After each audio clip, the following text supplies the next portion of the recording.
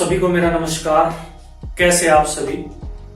Team exam career की तरफ से आप सभी का हार्दिक अभिनंदन और स्वागत करता हूं। प्यारे बच्चों, पहले हम विकारी शब्दों के बारे में चर्चा कर चुके हैं, जिसके अंतर्गत हम संज्ञा करवा चुके हैं। आज की वीडियो पुनः 10वीं के छात्रों के लिए जो विकारी शब्दों का दूसरा रूप लेकर प्रस्तुत हूं, जिसे सर्वनाम कहते हैं। बगैर किसी विलंब के वीडियो की शुरुआत करते हैं। यदि आपने पहले की वीडियो नहीं देखी है तो उसे अवश्य देखिएगा। यदि आप नए हैं, चैनल से नहीं जुड़े हैं, तो चैनल से भी अवश्य जुड़े। तो शुरुआत करते हैं। विकारी शब्द, जैसा कि हम पहले आपको बता चुके हैं, लिंग, वचन, पुरुष, काल, कारक आदि के कारण जिनका रूप बदल जाता है उन्हें क्या कहते हैं? विकारी शब्द कहते हैं। जिनके 4 भेद मैंने आपको बताए थे: संज्ञा, सर्वनाम, विशेषण और क्रिया। हम संज्ञा करवा चुके हैं। आज हम चर्चा करेंगे सर्वनाम के बारे में। सर्वनाम, यदि हम इस शब्द के टुकड़े करें, सर्वनाम, बच्चे कभी कभी इसका जो है भूलवश गलत उच्चारण कर देते हैं, स्वर नाम बोल देते हैं। स्वर नाम, ये स्वर नाम नहीं है, सर्वनाम। सर्व माने सबका, सभी का, और नाम यानी नाम मैंने संज्ञा बताया था आपको। तो वे शब्द जो सभी संज्ञाओं के नामों के स्थान पर, वे सभी शब्द जो संज्ञा के नाम के स्थान पर प्रयुक्त होते हैं, उन्हें सर्वनाम कहते हैं। संज्ञा के स्थान पर प्रयुक्त होने वाले शब्दों को सर्वनाम कहते हैं। इसकी आवश्यकता क्यों पड़ी? मैं 2-3 वाक्य लिख रहा हूं, अपने आप समझ जाएंगे। राम एक महान राजा थे। राम की पत्नी का नाम सीता था। राम वीर थे। ये वाक्य लिखे हैं कि राम एक महान राजा थे, राम की पत्नी का नाम सीता था, राम वीर थे। अब यहां पर ये राम, फिर से राम और ये फिर से राम, यहां पर वाक्य में पुनरुक्ति दोष बन रहा है।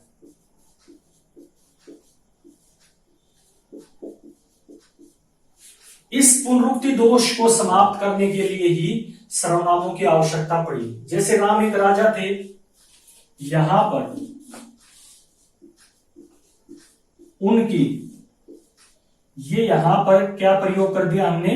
सर्वनाम प्रयोग कर दिया। उनकी पत्नी का नाम सीता था, राम वीर थे, वे वीर थे। तो इस प्रकार इस पुनरुक्ति दोष को समाप्त करने के लिए और वाक्य में सुंदरता प्रकट करने के लिए सर्वनामों का प्रयोग किया जाता है। उम्मीद करता हूं आपका ये कंसेप्ट क्लियर हो गया होगा।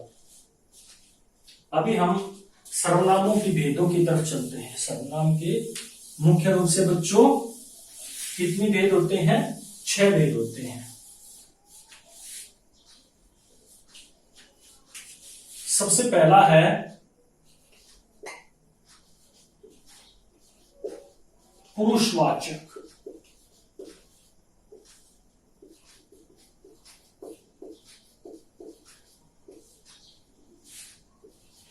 दूसरा है निश्चयवाचक।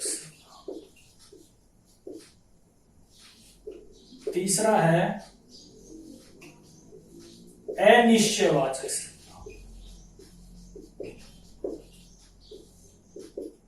चौथा है प्रश्नवाचक। पांचवा है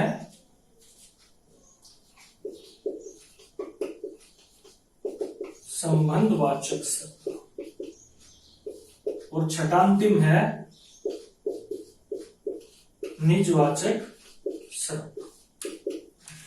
पुरुषवाचक सर्वनाम सबसे पहला, दूसरा निश्चयवाचक सर्वनाम, तीसरा अनिश्चयवाचक सर्वनाम, चौथा प्रश्नवाचक सर्वनाम, पांचवा संबंधवाचक सर्वनाम और छठा निजवाचक सर्वनाम। अब इन पर बारी बारी से विस्तृत चर्चा करते हैं। सबसे पहले ले लेते हैं पुरुषवाचक सर्वनाम।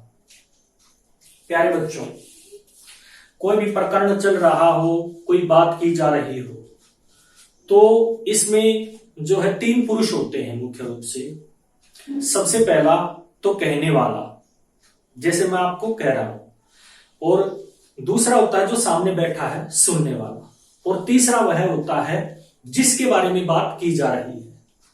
तो प्यारे बच्चों, इस प्रकार पुरुषवाचक सर्वनाम की यही परिभाषा हो जाएगी, जिसमें कहने वाले के बारे में, सुनने वाले के बारे में, या जिसके बारे में बात की जा रही है, उन सर्वनामों की चर्चा की जाए, उन संज्ञाओं के स्थान पर जो प्रयुक्त हो उसे पुरुषवाचक सर्वनाम कहते हैं।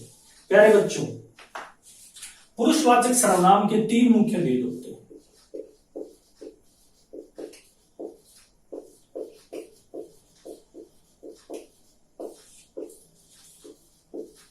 सबसे पहला है उत्तम पुरुषवाचक, दूसरा है मध्यम पुरुषवाचक, और तीसरा है अन्य पुरुषवाचक।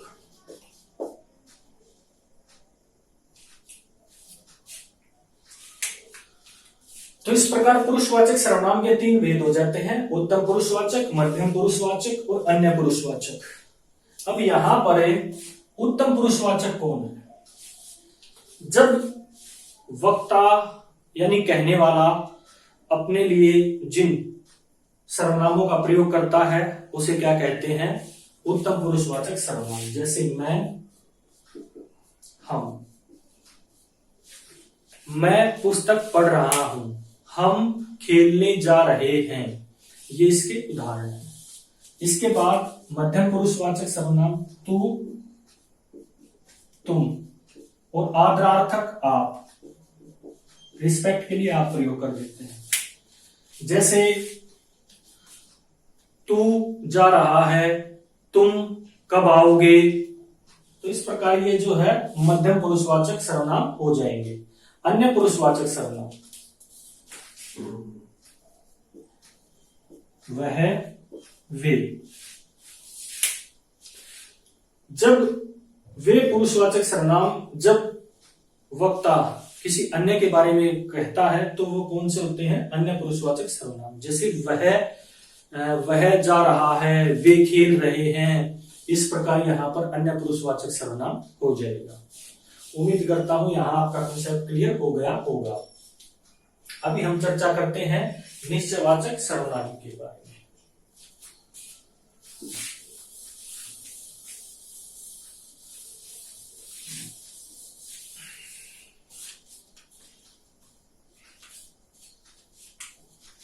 निश्चयवाचक सर्वनाम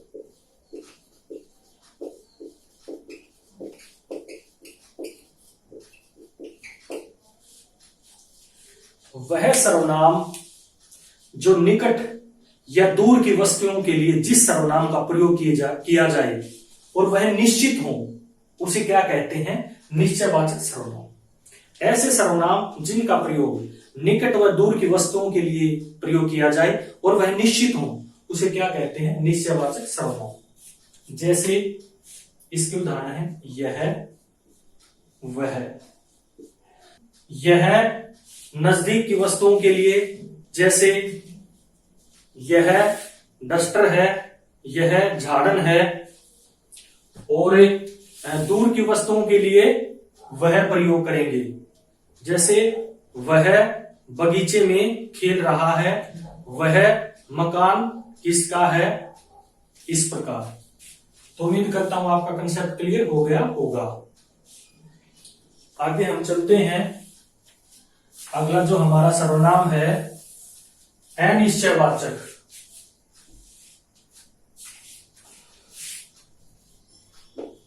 अनिश्चयवाचक सर्वनाम वह सर्वनाम जिसका प्रयोग अनिश्चित वस्तु या व्यक्ति के लिए प्रयोग किया जाए, उसके स्थान पर प्रयोग किया जाए, तो उसे क्या कहेंगे? अनिश्चयवाचक सर्वनाम। यानी इसमें निश्चित नहीं होंगी वस्तुएं या व्यक्ति, उनके बारे में जो है संभावना ही हम प्रकट करेंगे। जैसे कोई, कुछ।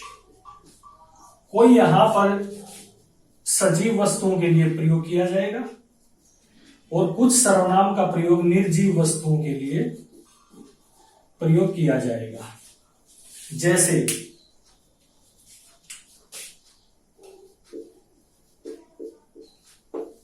दरवाजे पर कोई आया है। अब यहां पर कोई क्या है? अनिश्चय, क्योंकि उसके बारे में पता नहीं है, निश्चित नहीं है, इसलिए यहां पर कोई क्या है? अनिश्चयवाचक। जैसे अब अगला उदाहरण, दाल में कुछ काला है। तो यहां पर कुछ क्या है? अनिश्चयवाचक, क्योंकि पता नहीं है कि दाल में क्या है।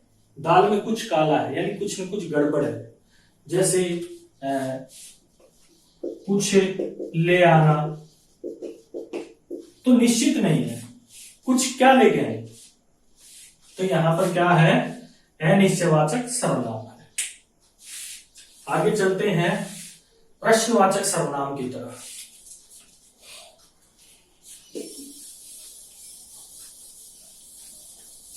सर्वनाम के जिस रूप से उसके प्रश्न के बारे में पूछा जाए, उसके बारे में पता चले, प्रश्न पूछा जाए जिस सर्वनाम के बारे में, उसे प्रश्नवाचक सर्वनाम कहते हैं। जैसे कौन, क्या। ऐसे ही इसमें कौन जो है ये सजीव वस्तुओं, व्यक्तियों के स्थान पर प्रयोग होगा कौन, और क्या जो है निर्जीव वस्तुओं के लिए प्रयोग होगा। जैसे कि उदाहरण के लिए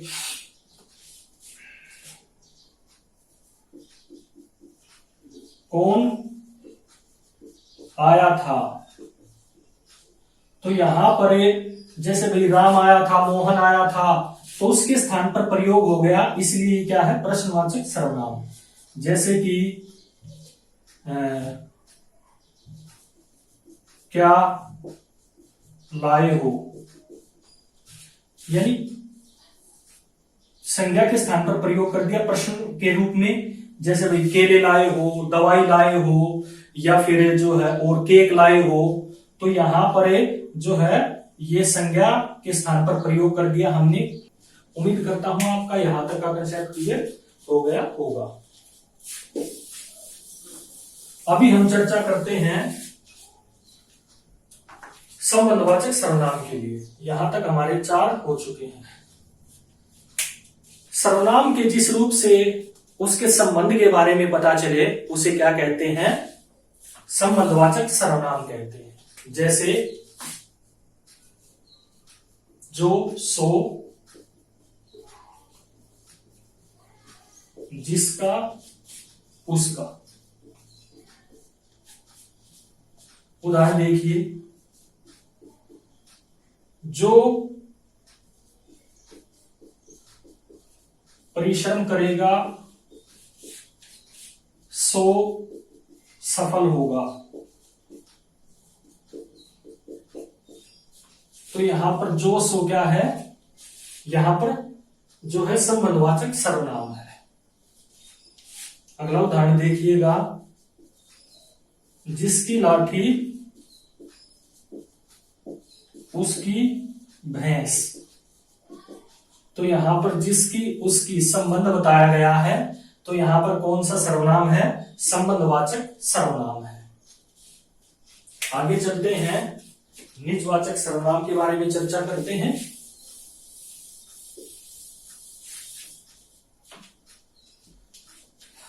जब वक्ता अपने स्वयं के लिए बात करे तो वहां पर निजवाचक सर्वनाम होता है। जब वक्ता अपने स्वयं के लिए बात करे वहां पर निजवाचक सर्वनाम होता है। जैसे मैं स्वयं पढ़ लूंगा, तो यहां पर ये जो स्वयं है यहां पर वक्ता हो गया, उत्तम पुरुष हो गया यहां पर, तो मैं उत्तम पुरुष, और ये फिर अपने लिए कह रहा है। यहां पर स्वयं क्या है? निजवाचक हो गया।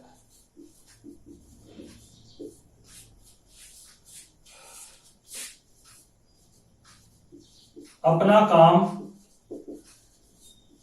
खुद करो, तो यहां पर जो खुद है ये आपका क्या हो जाएगा? निजवाचक सर्वनाम हो जाएगा।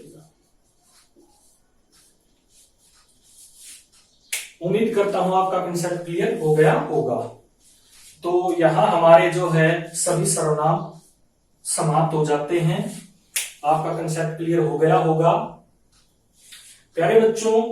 तो इस प्रकार सर्वनाम के मुख्य रूप से 6 भेद होते हैं। एक बार हल्का सा पुनरावृत्ति कर लेते हैं 1-2 मिनट की। सर्वनाम सबका नाम, यानी संज्ञा के स्थान पर प्रयुक्त होने वाले सभी नाम क्या कहलाते हैं? सर्वनाम कहलाते हैं। सर्वनाम के 6 मुख्य भेद होते हैं। सबसे पहला पुरुषवाचक सर्वनाम, वे सर्वनाम जिनका प्रयोग वक्ता स्वयं के लिए, सामने वाले के लिए, वह जिसके बारे में बात की जा रही है उसके लिए करे, उन्हें क्या कहते हैं? पुरुषवाचक सर्वनाम कहते हैं। इसके पुनः 3 भेद होते हैं, उत्तम पुरुषवाचक, मध्यम पुरुषवाचक और अन्य पुरुषवाचक। उत्तम पुरुषवाचक मैं हम, मध्यम पुरुषवाचक तो तुम, अन्य पुरुषवाचक वह वे। निश्चयवाचक, जिस सर्वनाम का प्रयोग निश्चित या निकट या दूर की वस्तु के लिए प्रयोग किया जाए उसे निश्चयवाचक सर्वनाम कहते हैं। जैसे कि यह, वह। अनिश्चयवाचक सर्वनाम, जिन सर्वनामों का प्रयोग अनिश्चित वस्तुओं के लिए प्रयोग किया जाए, व्यक्तियों के लिए प्रयोग किया जाए, उसे क्या कहते हैं? अनिश्चयवाचक सर्वनाम। जैसे कोई, कुछ। प्रश्नवाचक सर्वनाम, जिन सर्वनामों का प्रयोग प्रश्न पूछने के लिए प्रयोग किया जाए उसे क्या कहते हैं? प्रश्नवाचक सर्वनाम। जैसे कि कौन, क्या। संबंधवाचक सर्वनाम, जिन सर्वनामों का प्रयोग संबंध के बारे में प्रकट करने के लिए प्रयोग किया जाए उसे संबंधवाचक सर्वनाम कहते हैं। जो, सो, जिसका, उसका।